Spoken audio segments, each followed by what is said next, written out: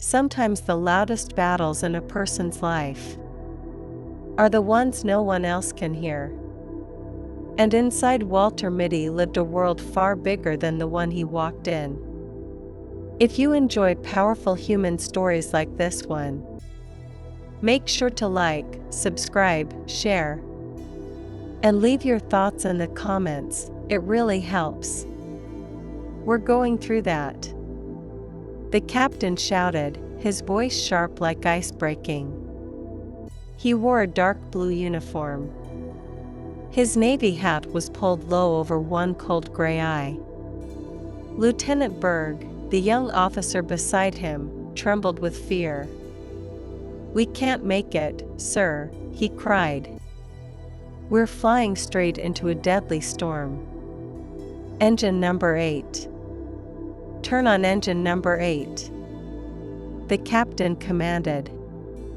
"Engine 8, full power," Berg yelled. The other Navy men inside the massive 8-engine seaplane exchanged nervous smiles. "Captain Mitty will get us through," one whispered. "He fears nothing." Suddenly, Walter Mitty blinked. The storm dissolved. The engines vanished. He was back in the car, next to his wife. "Why are you driving so fast?" Mrs. Mitty scolded.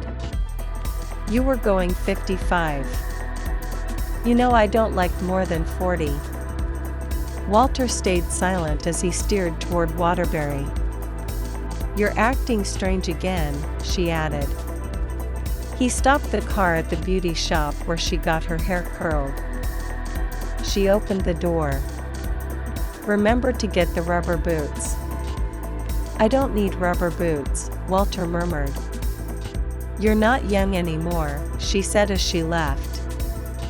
Walter stared through the windshield a moment. Then he drove off to the public garage. On the way, he passed the hospital, and suddenly he was someone else again. A worried nurse rushed to Dr. Walter Mitty. "He's the millionaire Wellington Macmillan," she whispered. "A friend of the president." Mitty removed his gloves slowly, calmly. "Who has the case?" "Dr. Renshaw, Dr. Benbow, and 2 specialists from New York and London." Dr. Renshaw appeared. "We have serious trouble, Mitty.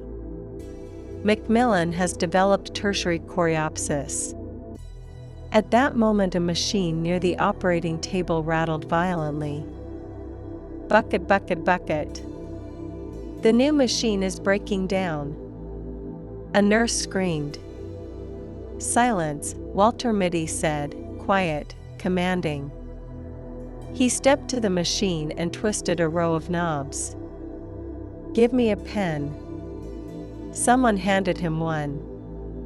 He pulled out a metal tube and replaced it with the pen. "It will work for 10 minutes. Begin the operation."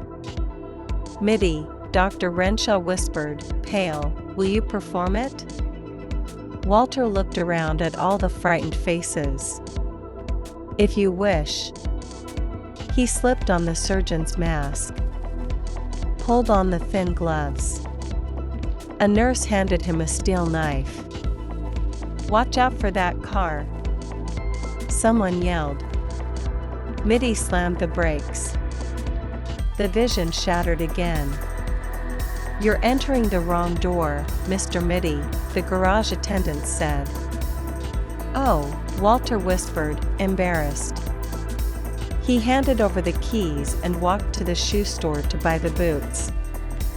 He tried to remember what else his wife wanted, but the thought slipped away like fog. Walter checked his watch. 15 minutes until his wife's appointment ended. He walked to the hotel lobby and sat in a large chair by the window. He picked up a news magazine. Warplanes covered the pages. "All crew members wounded," Captain Murphy said. "I'll fly alone." But sir, it takes 2 men to control a bomber. Somebody must knock out that enemy supply line. Mitty shouted over exploding shells. Just then, his wife's voice cut through the battlefield. "Are you hiding here again?" Mrs. Mitty snapped. "Did you get the... What's it called? The dog food? What's in the box?" "Rubber boots," Walter answered quietly. "Why didn't you put them on in the store?" "I was thinking," Walter whispered. "Do you know that I sometimes think?" They walked toward the garage together. As they passed the pharmacy, Mrs. Mitty said, "Wait here. I forgot something." Walter leaned against the wall and lit a cigarette. Rain began to fall. He stood straight, shoulders back, eyes calm. "I don't need a handkerchief," Walter Mitty said coldly.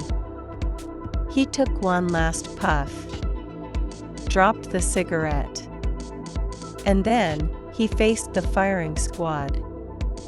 Quiet, unbroken, unseen by the world. Walter Mitty, the man nobody knew. Thanks for listening to this story. If it touched your heart, don't forget to like, subscribe, share, and leave a comment. Your support keeps these stories alive.